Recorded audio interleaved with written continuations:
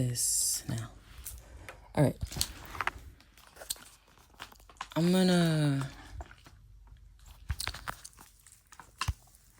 do my best to explain this concept, right, of quantum entanglement, of how people can actually teleport, how people can actually manipulate time, right?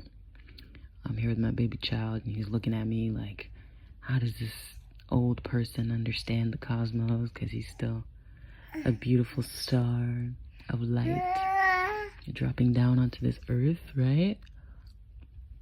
Yeah, it's okay. All right, so I did this for my senior project for my AB course. I did an explanation of how quantum entanglement actually works, because it's complex, but it's really not.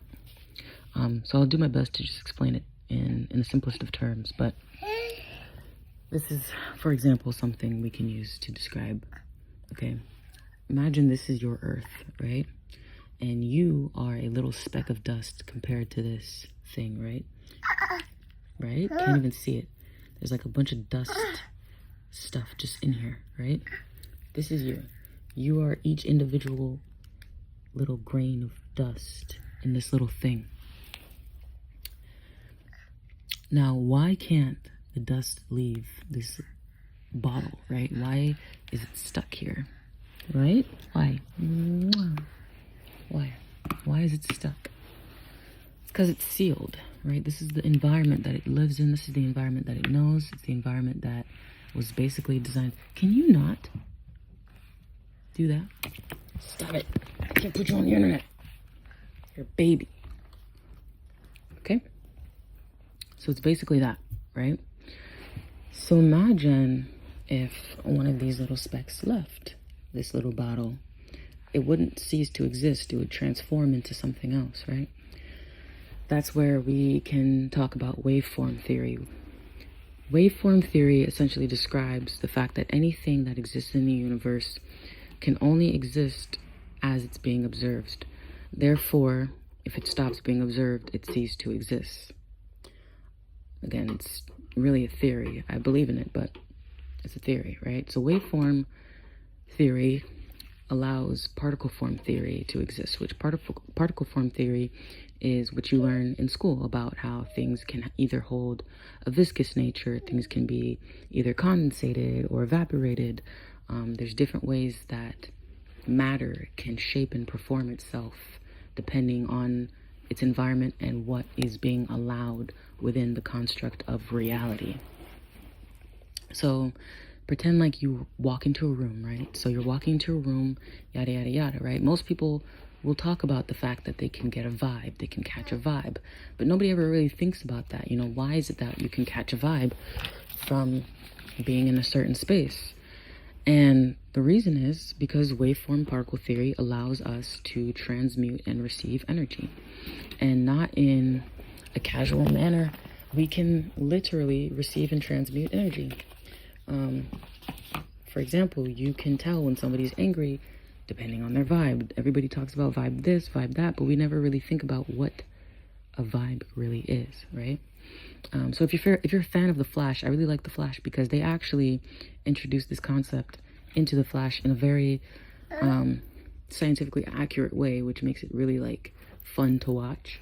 But the Speed Force essentially is kind of what you would assume is like the nether of time. Like it can really be, woo, oh my gosh, you were standing and then you fell and you went poop. Did you go poop? You went poop. You went poop. He's like, you went poop. I gotta change your diaper.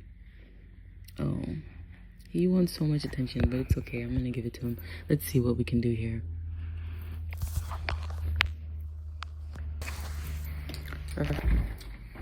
So,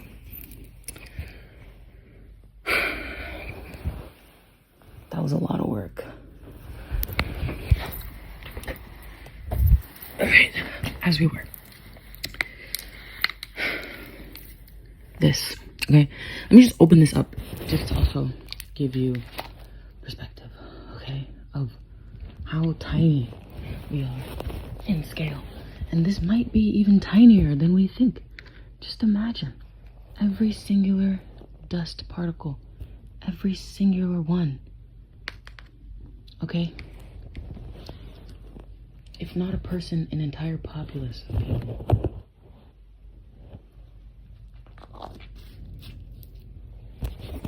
Alright. So, energy, people, transmuting, receiving, all these things, okay? When people are talking about manifestation, it's not like, oh, if I just believe this thing is going to happen, it's going to happen. To a degree, this can be true, right? Because we have our subconscious mind, we have our conscious mind, which, by the way, you cannot operate from your subconscious. You cannot operate from your subconscious. Think about it this way. Sorry, I'm like breathing everywhere. Think about it this way. Imagine you are like maybe some sort of centennial being, and you have the ability to conceptualize multiple realities all at once. Do you think you could manifest yourself physically as a human being? You probably couldn't. It's kind of like a car, right? If you have an electric car, yeah, sure, you could also be a gas car, but there are certain things that are going to have to be compromised in order for the whole vehicle to function. It's the same way with us, with vessels, with beings. There are compromises. The human condition is that we don't get to experience the universe in its totality. We get to experience it through what we can actually physically touch. That is the boundary that you must understand. Because if you don't understand that boundary, you're always going to find manifestation very frustrating, and you're always going to feel like you're being lied to. Okay? When there is something that you want and you desire, I believe it goes through a checklist, okay? Is it safe for you? Is it good for you? Is it beneficial to not just you, but everyone else? And does it actually align with your timeline? When things don't actually align with you, I talked about this in a previous video, when things don't actually align with you, the universe goes and yanks it away from you, right? It happens all the time. It happens all the time. We see it happen to countless people all the time. You can probably just think of like maybe like 10, 15 people off the top of your head right now who this has happened to, right? Because karmic cycles do exist. Karmic cycles do exist. And oh my goodness, if you are in a karmic cycle, good luck manifesting anything, because you have to make it right, right? If you put out energy into the world that is negative, you're going to get negative energy right back at you tenfold. Okay? And it's not going to stop until you start facing those lessons, because the lessons the universe will teach you are very specific. The universe wants you to apologize. The universe wants you to write. The universe wants you to express. How else can you be in communication with an entity that has no physical form, other than to create, other than to respond, other than to draw, other than to do, etc., whatever it is that you do? You are in constant communication with the universe at all times. Anytime you say no, and the universe pays attention to patterns, right? Patterns. It offers you an opportunity. You say no. Universe goes, okay, take this guy off of my track. Send him down that way. See how he likes it. Okay? So it's up to you to decide, because nobody can ever put your hand in the bowl that you're not interested in. You have to decide to do that yourself. Okay? So back to the sciencey stuff. You exist because you are being observed in your existence. Human beings have emotion because existence is temporary. Human beings have emotions because existence is temporary. Because our existence is temporary, we need to find ways to make our mark. If you look at my thumbnail, my album cover, it's that hand, right? Some of the first memories that were ever transcribed in human history were literally made from flesh and blood. We literally wanted to be remembered from the beginning of time. Humans have aimed to be remembered. It is human nature to want to be seen, to want to pass along messages, to want to hold stories, to want to share energy and ideas. Okay? Think about the Romans. The Romans measured time through distance and sunlight. Distance and sunlight. Okay? Think about the Aztecs. They measured time through growth, nature, seasons, cycles. Think about Romanians, or think about, Eastern European ancestral history, right? They used the stars. They used the water.